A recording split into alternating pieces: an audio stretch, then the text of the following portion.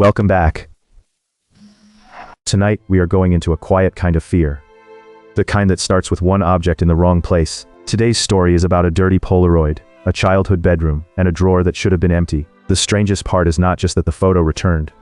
It is that she had checked the box 1 week before, and it was not there. She was 13, outside with friends, in a Florida yard that felt strangely cold for February. The party should have felt easy and loud. But the weather gave everything a quiet edge, like the yard was holding its breath before something happened. Beside the garage, a dead plant pot had nothing in it except dirt, dead stems, and one white corner sticking out. It looked small enough to ignore, but strange enough that she could not walk past it. She pulled it out expecting trash, but it was a Polaroid, dirty like it had been buried there for a long time. The photo was stained and old-looking, not like something dropped there a few minutes earlier. When she looked closer, the Polaroid showed her own dresser, in her own childhood bedroom. That detail changed everything. This was not a blurry shape or a random room. It was a place she knew immediately. She had just gotten the camera that Christmas, but she barely used it and swore she never took that picture. Film was expensive, so every photo mattered. A random shot of her dresser would not be easy to forget. Even if someone had taken it, the question stayed there. How did a picture of her bedroom end up buried outside?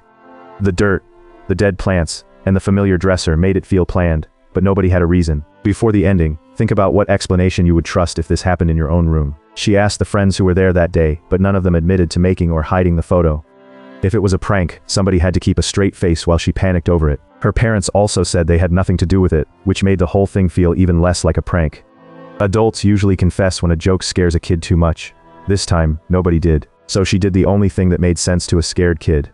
She threw the Polaroid away and tried to leave it in 2016. She remembered the trash compactor clearly because the photo had scared her that much. By 2026, the old house was behind her, the dresser was gone, and she had moved 4 times.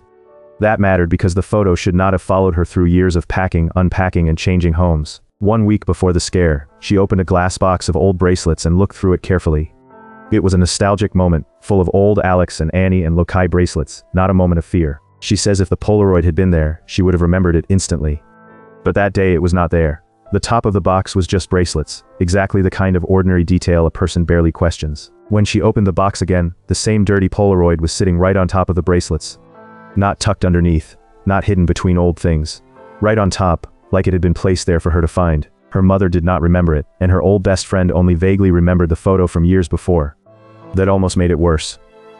There were pieces of memory around the picture, but no path explaining how it returned. Maybe memory failed, maybe someone saved it.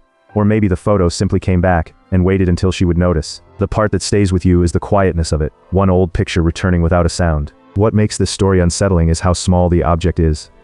It is not a shadow in the hallway or a voice at night.